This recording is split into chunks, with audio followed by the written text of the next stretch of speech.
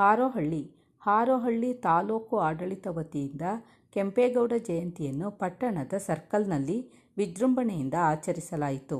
ನಗರದ ಮುಖ್ಯ ರಸ್ತೆಗಳಲ್ಲಿ ಮೆರವಣಿಗೆ ಹೊರಟು ನಂತರ ಪಟ್ಟಣದ ಸರ್ಕಲ್ನಲ್ಲಿ ಕೆಂಪೇಗೌಡರ ಪ್ರತಿಮೆಗೆ ಪುಷ್ಪನಮನ ಸಲ್ಲಿಸಿದರು.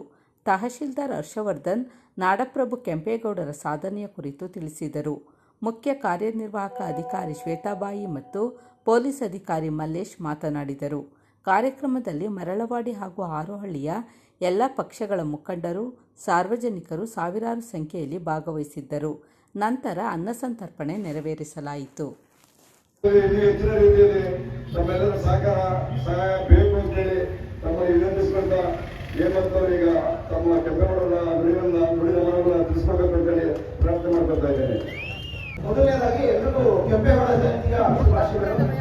517ನೇ ವರ್ಷದ ಅಂದ್ರೆ 500 ವರ್ಷ ಮೀರಿ ಕೆಂಪೇಗೌಡ ಜಯಂತಿನ ಆಚರಿಸ್ತಾ ಇದ್ವಿ. ಇದರ ಮೂಲ 700 ವರ್ಷಕ್ಕೂ ಮೀರಿದೆ. ರಣಬೈರೇಗೌಡರು ಈ ಕೆಂಪೇಗೌಡ ವಂಶಸ್ಥರ ಮೂಲ, ಆನಂತರ ಜಯಗೌಡರು, ಆನಂತರ ಕೆಂಪನಂಜೇಗೌಡರು. ಈ ಕೆಂಪನಂಜೇಗೌಡರ ಪುತ್ರನೇ ಹಿರಿಯ ಕೆಂಪೇಗೌಡ. ಈ ಹಿರಿಯ ಕೆಂಪೇಗೌಡರು 1510ರಲ್ಲಿ ಜನನ ಆಗುತ್ತೆ. ಇಲ್ಲಿ ನೋಡಿ ವಿಪರ್ಯಾಸ, 1509ರಲ್ಲಿ ಕೃಷ್ಣದೇವರಾಯ ಅವರಿಗೆ ಪಟ್ಟಾಭಿಷೇಕ ಆಗುತ್ತೆ. 1 ವರ್ಷದ ನಂತರ ಇವರ ಜನನ ಆಗುತ್ತೆ. ಈ ಜನನವನ್ನ ಜ್ಯೋತಿಷಿಗಳ ಹತ್ರ ಕೇಳ್ತಾರೆ ಮನೆಯವರು, ಮತ್ತೆ ಅವರ ತಾಯಿ ದೇವರು ಅಂದ್ರೆ ಕೆಂಪಮ್ಮ. ಆ ಜ್ಯೋತಿಷಿಗಳು ಹೇಳ್ತಾರೆ, ಇವರ ಒಂದು ಮುಖ ಹಳೆ ಹೇಗಿದೆ ಅಂತಂದ್ರೆ, ಹೇಗೆ ವಿಜಯನಗರ ಸಾಮ್ರಾಜ್ಯ ಸ್ಥಾಪನೆಯಾಗಿ ರಾರಾಜಿಸುತ್ತೋ ಹಾಗೆಯೇ ನಾಡಪ್ರಭುಗಳ ವಂಶವೂ ಸಹ ಮುಂದುವರಿಯುತ್ತೆ ಅಂತ ಹೇಳ್ತಾರೆ. ಅವತ್ತೇ ತಂದೆ ತಾಯಿ ನಿರ್ಧಾರ ಮಾಡ್ತಾರೆ, ಅವ್ರನ್ನ ತಗೊಂಡೋಗಿ ಗುರುಕುಲಕ್ಕೆ ಬಿಡ್ತಾರೆ. ಆ ಗುರುಕುಲದಲ್ಲಿ ಒಬ್ಬರು ಸ್ನೇಹಿತರು ಸಿಗ್ತಾರೆ. ಇದಕ್ಕಿಂತ ಹಿಂದೆ ಯೋಚನೆ ಮಾಡೋದಾದ್ರೆ ನಾಡಪ್ರಭುಗಳು ಹೇಗ್ ಬಂದ್ರು ಅಂದ್ರೆ ಒಂದು ಹೈರಾರ್ಕಿ ಇರುತ್ತೆ. ರಾಜವಂಶಸ್ಥ ಆದ್ಮೇಲೆ ಮಹಾಮಂಡಲಿಕರು ಬರ್ತಾರೆ. ಮಹಾಮಂಡಲಿಕರ ನಂತರದಲ್ಲಿ ಸಾಮಂತರ ದೊರೆಗಳು ಬರ್ತಾರೆ. ಸಾಮಂತರ ನಂತರ ನಾಡಪ್ರಭುಗಳು ಬರ್ತಾರೆ. ನಾಡಪ್ರಭು ಅನ್ನೋದು ಒಂದು ಬಿರುದಲ್ಲ, ಅದು ಅಧಿಕಾರ. ಈ ಅಧಿಕಾರವನ್ನು ಸಮರ್ಥವಾಗಿ ಬಳಸ್ಕೊಂಡು ಬೆಳೆದವರು ಕೆಂಪೇಗೌಡರು. 5ನೇ ವರ್ಷಕ್ಕೆ ವಿಜಯನಗರಕ್ಕೆ ಹೋಗಿರ್ತಾರೆ ಕೆಂಪೇಗೌಡ ತಮ್ಮ ತಂದೆಯ ಜೊತೆಗೆ. ಆ 5ನೇ ವರ್ಷದಲ್ಲಿ ಅಲ್ಲಿ ನಡೆದ ಮಹಾನುಭಾವರ ಕಾರ್ಯಕ್ರಮವನ್ನು ನೋಡಿ, ನಾನು ಸಾಮ್ರಾಜ್ಯವನ್ನ ಕಟ್ಟಿದ್ರೆ ಈ ವಿಜಯನಗರ ಸಾಮ್ರಾಜ್ಯ ತರನೇ ಕಟ್ಟಬೇಕು ಅಂತ 5 ವರ್ಷದ ಚಿಕ್ಕ ಹುಡುಗ ಕನಸನ್ನ ಕಾಣ್ತಾರೆ. 3 ಬಾರಿ ವಿಜಯನಗರಕ್ಕೆ ಹೋಗಿ ಬರ್ತಾರೆ. ಆನಂತರದಾಗಿದ್ದು ಇತಿಹಾಸ. 1537ಕ್ಕೆ ಬೆಂಗಳೂರು ನಗರವನ್ನ ಕಟ್ಟುವಂತ ಕನಸನ್ನ ಕಾಣ್ತಾರೆ. ಅದಕ್ಕಿಂತ ಹಿಂದೆ ಎಲ್ಲಿರೋದು ನಿಮ್ಗೆಲ್ಲ ಗೊತ್ತಿದೆ. ಯಲಹಂಕ ನಾಡಿನಲ್ಲಿ ಆಳ್ತಾ ಇದ್ರು.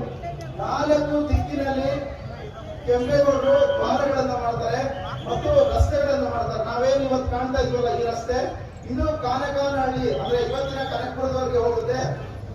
ಮೆಜೆಸ್ಟಿಕ್ ಅಲ್ಲ, ಮಾರ್ಕೆಟ್ ಅನ್ನ ಕೇಂದ್ರವಾಗಿ ಇಟ್ಕೊಂಡು 4 ದ್ವಾರಗಳನ್ನ ಮಾಡ್ತಾರೆ. ಹಲಸೂರು, ಯಲಹಂಕ, ಕೆಂಗೇರಿ ಮತ್ತು ಆನೇಕಲ್ ದ್ವಾರ ಅಂತ.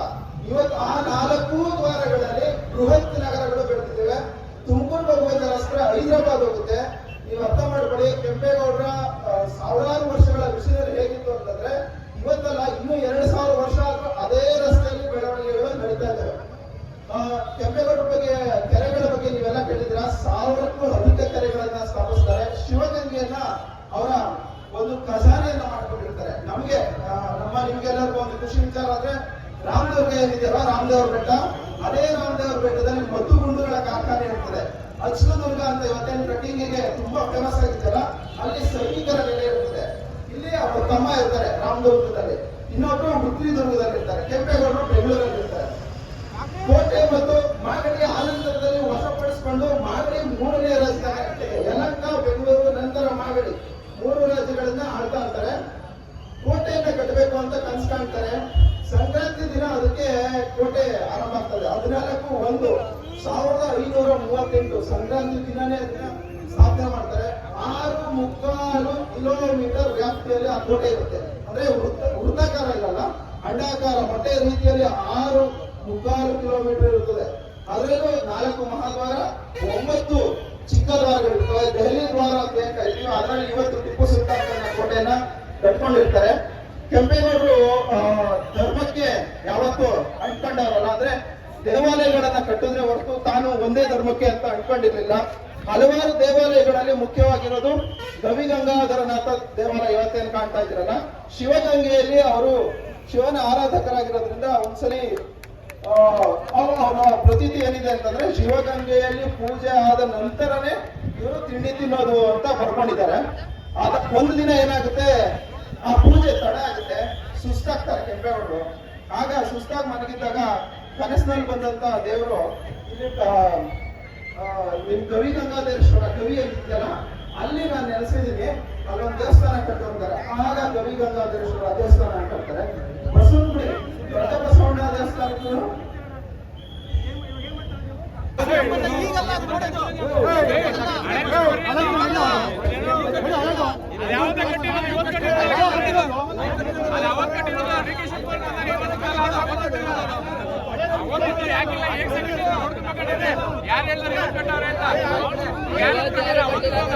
ಹಾಗಾಗಿ ಬಸವಣ್ಣನ ದೇವಸ್ಥಾನ ಕಟ್ಟೋದು ಬಸವನಗುಡಿಯಲ್ಲಿ ಒಂದು ಅವರಿಗೆ ಕನಸಿನಲ್ಲಿ ದೇವರು ಪ್ರತ್ಯಕ್ಷ ಆಗುತ್ತೆ. ಏನಾಗುತ್ತೆ ಅಂದ್ರೆ ಬಸವನಗುಡಿಯಲ್ಲಿ ಕಡಲೆಕಾಯಿನ ಜಾಸ್ತಿ ಬೆಳೀತಾ ಇರ್ತಾರೆ. ಅಲ್ಲಿ ಬಸವ ಬಂದು ಎಲ್ಲ ತಿನ್ಕೊಂಡು ಮೇಯ್ಕೊಂಡು ಹೋಗ್ತಾ ಇರ್ತಾರೆ. ಇವರೆಲ್ಲ ಬಂದು ಕೆಂಪೇಗೌಡರ ಕೈ ಸ್ವಾಮಿ ಈ ರೀತಿ ಬಸವ ಬಂದು ಎಲ್ಲ ಮೇಯ್ಕೊಂಡು ಹೋಗ್ತಾ ಇದೆ, ಹಾಗಾಗಿ ಪರಿಹಾರ ಕೊಡಿ ಅಂತ ದೇವರ ಮಧ್ಯೆ ಕುತ್ಕೊಂಡು ಬೇಡ್ಕೊತಾರೆ. ನೋಡಿ ಇದನ್ನ ದಯವಿಟ್ಟು ನನಗೆ ಈ ಸಮಸ್ಯೆಗೆ ಪರಿಹಾರ ಕೊಡಿ, ನೀವು ಬಸವನ ವಿಗ್ರಹ ಮಾಡಿಸೋ ಸರಿ ಹೋಗುತ್ತೆ ಅಂತಾರೆ. ಆಗ ಬಸವನ ವಿಗ್ರಹ ಮಾಡ್ತಾರೆ ಬಸವನಗುಡಿಯಲ್ಲಿ. ನಂತರದಲ್ಲಿ ಆ ಸಮಸ್ಯೆ ಪರಿಹಾರ ಆಗಿದೆ. ಅದೇ ರೀತಿ ಪ್ರತಿಯೊಂದು ದೇವಸ್ಥಾನಕ್ಕೂ ಹಲಸೂರಿನ ಸೋಮೇಶ್ವರ ದೇವಸ್ಥಾನಕ್ಕೂ ಅವರ ಕೆಲಸದಲ್ಲಿ ದೇವರು ಪ್ರತ್ಯಕ್ಷ ಆಗಿ ಹೇಳಿದ್ದಕ್ಕೆ ದೇವಸ್ಥಾನ ಕಟ್ತಾರೆ. ಇನ್ನು ಕೆರೆಗಳ ಸಂದರ್ಭದಲ್ಲಿ ನೀರಾವರಿ ವ್ಯವಸ್ಥೆಗೆ ಇವತ್ತು ನಾವೇನು ಇಂಜಿನಿಯರ್ಗಳಿಗೆ ಏನು ಕೊಡ್ತೀವಲ್ಲ, ಅದಕ್ಕೆ ಹೆಚ್ಚಾಗಿ ಶಿವಗಂಗೆಯಲ್ಲಿ ಬಿದ್ದಂತಹ ನೀರು 1000 ಕೆರೆಗಳಿಗೂ ತುಂಬಬೇಕು ಅನ್ನೋಂಥ ಕಾನ್ಸೆಪ್ಟ್ ಇಟ್ಕೊಂಡು ಅವತ್ತೇ ಕೆಂಪೇಗೌಡರು ಒಂದು ಯೋಜನೆಯನ್ನು ರೂಪಿಸ್ತಾರೆ. ಅದು ಅವರ ಕೊಡುಗೆ ಆಗಿರುತ್ತೆ. ಆ ನಂತರದಲ್ಲಿ 2 ವಿಚಾರಗಳು. ಒಂದು, ಇವತ್ತಿನ ಅಭಿವೃದ್ಧಿ ಏನ್ ಕರೀತಾ ಇದ್ವಲ್ಲ ನಾವು, ಕೆಂಪೇಗೌಡರಿಗೆ ಎಷ್ಟು ಇರುತ್ತೆ ಅಂದ್ರೆ, ಒಂದು ಸೂರ್ಯ ಬೀದಿ, ಮತ್ತೊಂದು ಚಂದ್ರ ಬೀದಿ ಅಂತ ಕಟ್ತಾರೆ. ಸೂರ್ಯ ಬೀದಿ ಅಂದ್ರೆ ಇವತ್ತಿನ ಅಭಿವೃದ್ಧಿ ರೋಡ್, ಚಂದ್ರ ಬೀದಿ ಅಂದ್ರೆ ಇವತ್ತಿನ ಭೀಮಿಕ ಅಯ್ಯಂಗಾರ್ ರೋಡ್. 2 ಬೀದಿಗಳು ಹೇಗಿರ್ಬೇಕು ಅಂತಂದ್ರೆ ಸೂರ್ಯ ಚಂದ್ರ ಇರೋವರೆಗೂ ಇರ್ಬೇಕು ಅಂತೇಳಿ ಆ ಹೆಸರನ್ನು ಇಟ್ಟಿರ್ತಾರೆ. ಇವತ್ತು ನಾವು ಹೆಸರನ್ನ ಬದಲಾಯಿಸ್ಕೊಂಡಿದ್ದೀವಿ. ಮತ್ತೆ ಕೆಂಪೇಗೌಡರ ಹೆಂಡತಿಯಾದಂತಹ ಚೆನ್ನಂಬೆ ಅವ್ರಿಗೆ ಅವರ ಒಬ್ರು ಸಿದ್ದಮ್ಮ ಅಂತ ಒಬ್ರು ಸೇವಕಿ ಇರ್ತಾರೆ.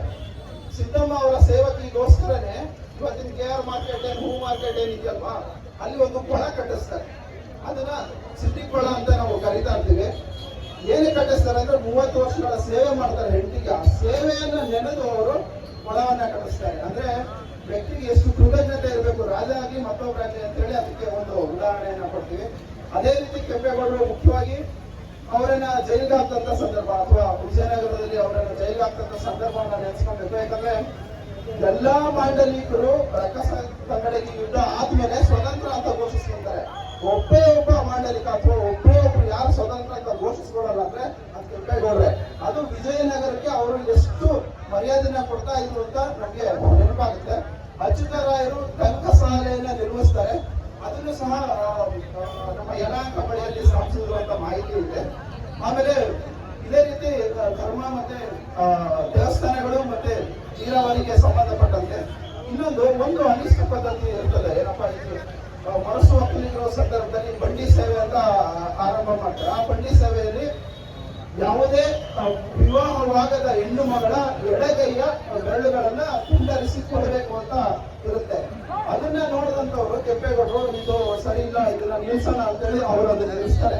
ಮತ್ತೆ ಅರಮನೆಯನ್ನು ಕಟ್ಟ ಸಂದರ್ಭದಲ್ಲಿ ನಿಮ್ಗೆಲ್ಲ ಗೊತ್ತಿದೆ, ಅವರ ಸೊಸೆಯಾದಂತಹ ಲಕ್ಷ್ಮೀದೇವಿ ಅವರು ಗರ್ಭಿಣಿಯಾಗಿರ್ತಾರೆ. ಅರಮನೆಯ ಬಾಗಿಲು ಬೆಳಿಗ್ಗೆ ನಿಲ್ಸಿದ್ರೆ ಅದು ಸಾಯಂಕಾಲ ಬಿದ್ದೋಗ್ತಾ ಇರುತ್ತೆ. ಅದಕ್ಕೆ ತಮ್ಮ ಕುಟುಂಬದವರೇ ಒಬ್ರು ಆಹುತಿಯನ್ನ ಮಾಡಿ, ಅಂದ್ರೆ ಅವರೇನು ಒಪ್ಕೊಂಡಿರಲ್ಲ, ಅವರೇ ಲಕ್ಷ್ಮೀದೇವರು ಖುದ್ದು ಹೋಗಿ ಆಹುತಿ ಆಗ್ತಾರೆ. ಇದು ಸಹ ಅವ್ರ ಇತಿಹಾಸದಲ್ಲಿ ಒಂದು ಸೇರ್ಕೊಂಡಿದೆ. ಅವಕಾಶ ಕೊಟ್ಟಿದ್ದಕ್ಕೆ ಹರೀಶಣ್ಣ ಮತ್ತೆಲ್ಲ ಒಬ್ಬರಿಗೆ ಧನ್ಯವಾದಗಳನ್ನು ಹೇಳ್ತೀನಿ. ಧನ್ಯವಾದ. ನಮ್ಮನ್ನು ಉದ್ದೇಶಿಸಿ ನಮ್ಮ ತಾಲೂಕಿನ ದಂಡಾಧಿಕಾರಿ ಹರ್ಷವರ್ಧನ್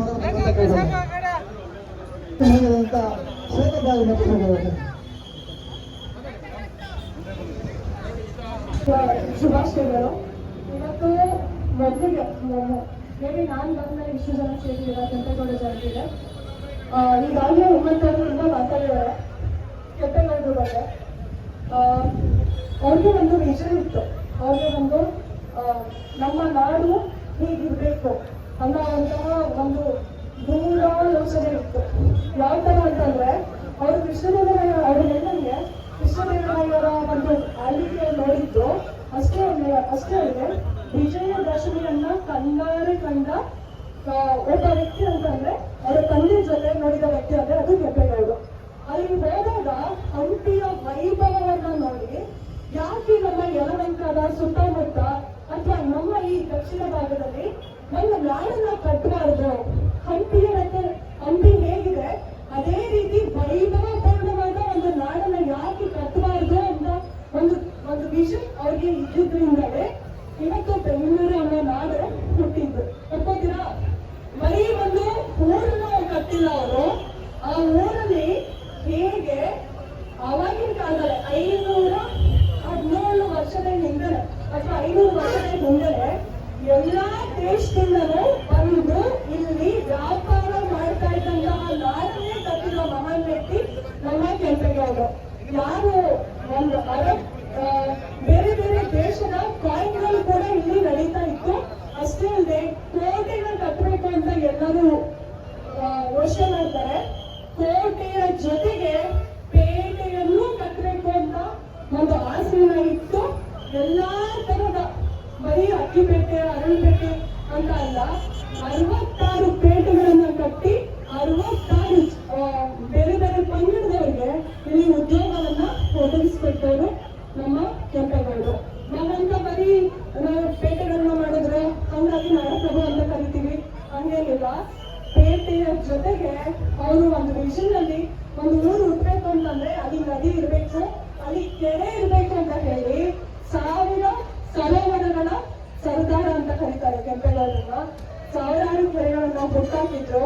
ಅಷ್ಟೇ ಅಲ್ಲದೆ ಎಷ್ಟೋ ದೇವಸ್ಥಾನಗಳನ್ನ ಕಟ್ಟಿದ್ರು. ಹಾಗೆ ಸರಿ ಹೇಳಿದಂಗೆ ದೇವಸ್ಥಾನಗಳ ಜೊತೆಗೆ ಅಲ್ಲಿ ಕೆಂಪೇಗೌಡ ಹಜಾರ ಕೂಡ ಇತ್ತು. ನಿಮ್ಗೆಲ್ಲರಿಗೂ ಗೊತ್ತಾ, ಮಾಲಿನಲ್ಲಿ ಈಗಲೂ ಕೂಡ ಸೋಮನಾಥೇಶ್ವರ ದೇವಸ್ಥಾನದಲ್ಲಿ ಕೆಂಪೇಗೌಡ ಹಜಾರ ಅಂತ ಇದೆ, ನೋಡಿದೀರಾ? ಅಲ್ಲಿ ಅವರು ನ್ಯಾಯವನ್ನ ನೋಡಿದ್ರು. Thank you. ಅಲ್ಲಿ ನ್ಯಾಯವನ್ನ ಮಾಡೋದಕ್ಕೆ ಹೋಗ್ತಾ ಇದ್ರು.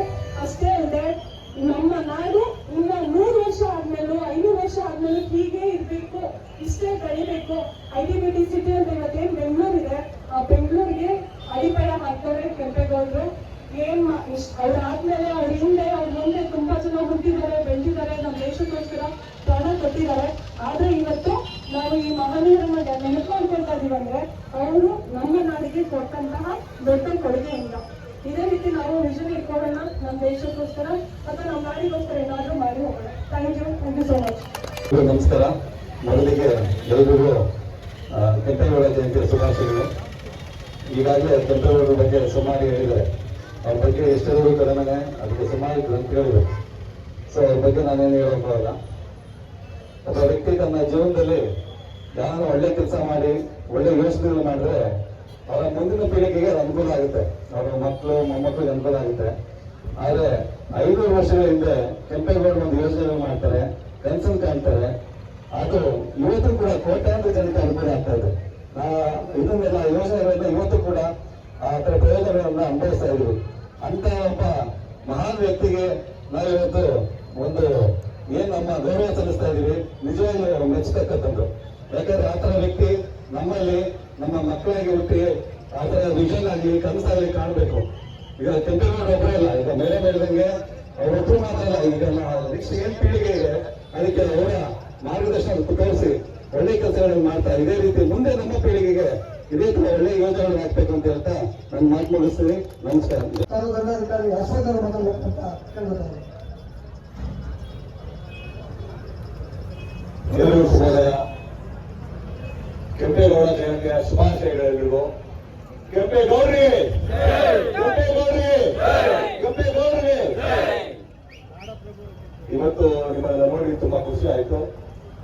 ಒಂದು ಸಣ್ಣ ಮೀಟಿಂಗ್ ನಾವು ಮುಖಂಡರೆಲ್ಲ ಸೇರಿ ಕಾರ್ಯಕ್ರಮ ಮಾಡೋಣ, ಜಯಂತಿ ಮಾಡೋಣ ಅಂತ ಹೇಳಿದ ತಕ್ಷಣ ಇಷ್ಟು ಅದ್ದೂರಿಯಿಂದ ಮಾಡ್ತೀರಿ ಅಂತ ನಾನು ಅನ್ಕೊಂಡಿರ್ಲಿಲ್ಲ. ಸೊ ನಿಮ್ಗೆಲ್ರಿಗೂ ನನ್ನ ಧನ್ಯವಾದಗಳು ಎಲ್ಲ ಸೇರೋದಕ್ಕೆ, ಮತ್ತೆ ಎಲ್ಲರೂ ಮುಖಂಡರಿಗೂ ನನ್ನ ಧನ್ಯವಾದಗಳು. ನೋಡಿ, ಜಯಂತಿ ಯಾವುದೇ ಜಯಂತಿ ನಾವು ಮಾಡಿದ್ರು ಒಂದು ವಿಚಾರ, ಜಯಂತಿ ಮಾಡೋದು ಆ ಗಣ್ಯ ವ್ಯಕ್ತಿಯ ಕೆಲಸಗಳನ್ನ ನಡೆಯೋದಕ್ಕೆ ಮತ್ತೆ ಅದೇ ರೀತಿ ನಾವು ನಡ್ಕೊಳ್ಳೋದಕ್ಕೆ. ಈ ಗಣ್ಯ ವ್ಯಕ್ತಿ ಬಗ್ಗೆ ನಾವೇನ್ ನಡ್ಕೋಬೇಕು, ಏನ್ ತಿಳ್ಕೋಬೇಕು ಅನ್ನೋದಾದ್ರೆ ನಾವೆಲ್ಲರೂ ಸೇರಿ ಆಗುವಂತ ಮುಂದೆ ಒಳ್ಳೆ ಕೆಲಸಗಳಿಗೆ ಕೈ ಜೋಡಿಸ್ಬೇಕು, ಮತ್ತೆ ಒಳ್ಳೆ ಕೆಲಸ ಮಾಡ್ತಾ ಇರೋರಿಗೆ ಮುನ್ನಡೆಸ್ಬೇಕು. ಈ ಎರಡು ಕೆಲಸಗಳು ಕೆಂಪೇಗೌಡರು ಮಾಡಿದಕ್ಕೆ, ಕೆಂಪೇಗೌಡರು ಆಳ್ವಿಕೆಯಲ್ಲಿ ಈ ಪೇಟೆಗಳು ಮಾಡಿದ್ರು ಅಂತೆಲ್ಲ ಹೇಳಿದ್ರಿ. ಪೇಟೆಗಳು ಮಾಡೋದಕ್ಕೆ ಅವ್ರ ಜೊತೆ ಮಂತ್ರಿಗಳಿದ್ರು ಸುಮಾರು ಜನ, ಅವರೆಲ್ಲ ಕೈ ಜೋಡಿಸಿ ಮಾಡೋಣ ಅಂತ ಹೇಳಿದ ತಕ್ಷಣ ಕೆಂಪೇಗೌಡರು ಕೈ ಜೋಡಿಸಿದಕ್ಕೆ ಇವತ್ತು ಅದೆಲ್ಲ ಸಾರ್ಥಕ ಆಯಿತು. ಅದೇ ರೀತಿ ಹಾರಹಳ್ಳಿನಲ್ಲಿ ಇವತ್ತು ನಾವು ಎಲ್ಲ ಸಂಘಟನೆಗಳು ಸೇರಿ ಜಯಂತಿ ಮಾಡೋಣ ಅಂತ ಹೇಳಿದ ತಕ್ಷಣ ಇಷ್ಟು ಜನ ಸೇರಿದಿರಲ್ಲ, ನೋಡಿ ನಿಮ್ ಬಲ ಎಷ್ಟಿದೆ ಅಂತ. ಇದೇ ರೀತಿ ಎಲ್ಲಾ ಕಾರ್ಯಕ್ರಮಗಳಿಗೂ ನಿಮ್ ಕೈ ಜೋಡಿಸಿ ಮುಂದಕ್ಕೆಲ್ಲ ಒಳ್ಳೇದಾಗೋದಕ್ಕೆ ಶುಭವಾಗಲಿ. ಎಲ್ರಿಗೂ ನಮಸ್ಕಾರಗಳು. ಮಾಡಿದ್ರು ಅವ್ರು ಯಾವುದೇ ಹೋದ್ರೆ ಮದುವೆ ಮಾಡ್ತಾ ಇದ್ದು ಒಂದು ಕೆರೆ ಮಾಡಬೇಕು, ಇಲ್ಲಿ ಕೆರೆ ಕಟ್ಟಬೇಕು ಅಂತ ತಂದ. ಅದು ನಾವೇನ್ ಮಾಡ್ತಾ ಇದ್ದೀವಿ, ಇರೋ ಕೆರೆನ ಮುಚ್ಚಿ ಅಲ್ಲೊಂದು ಕಾಂಕ್ರೀಟ್ ಪಿಲ್ಲರ್ ನಿಲ್ಲಿಸ್ತೀವಿ. ಹಾಗಾಗಿ ಹಾವಳಿಯಲ್ಲಿರೋ ಕೆರೆಗಳನ್ನ ಇವತ್ತಿನಿಂದಲಾದ್ರೂ ದಯವಿಟ್ಟು ಎಲ್ಲಾ ಕೆರೆಗಳನ್ನು ಅಭಿವೃದ್ಧಿ ಮಾಡಿ ಬಿಡುಗಡೆ ಮಾಡಬೇಕು ಅಂತ ಹೇಳಿ ತಹಸೀಲ್ದಾರಲ್ಲಿ ಮತ್ತೆ ನಮ್ಮ ಪೊಲೀಸ್ ಇಲಾಖೆಯಾಗಿ ಮುಖ್ಯ ಅಧಿಕಾರಿಗಳ ಹತ್ರ ದಯವಿಟ್ಟು ಮನವಿ ಮಾಡ್ಕೊತೀನಿ.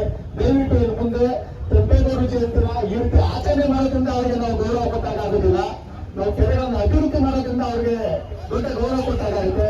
ಹಾಗಾಗಿ ದಯವಿಟ್ಟು ನಿಮ್ಮನ್ನು ಕೈ ಮುಗಿದು ಮನವಿ ಮಾಡ್ಕೊಳ್ತೀನಿ. ದಯವಿಟ್ಟು ಇನ್ನು ಮುಂದೆ ಕೆರೆ ಅಭಿವೃದ್ಧಿ ಮಾಡೋ ಕಡೆ ಒಪ್ಕೊಳ್ಬೇಕು ಅಂತ ಕೇಳ್ಕೊಂತೀವಿ.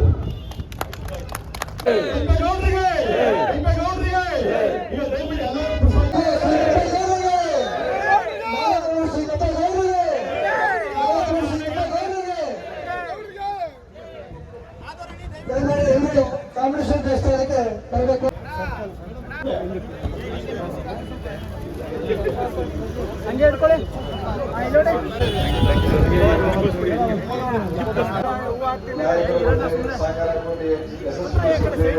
ತಮ್ಮೆಲ್ಲರಿಗೂ ಕೋಟಿ ಕೋಟಿ ನಮಸ್ಕಾರಗಳನ್ನ ಈ ಕೆಂಪೇಗೌಡ ಬರೆಯಿಂದ ನಾವು ಅರ್ಪಿಸುತ್ತೇವೆ. ದೇವಸ್ಥಾನ ಅಧಿಕಾರಿಗಳಿಗೆ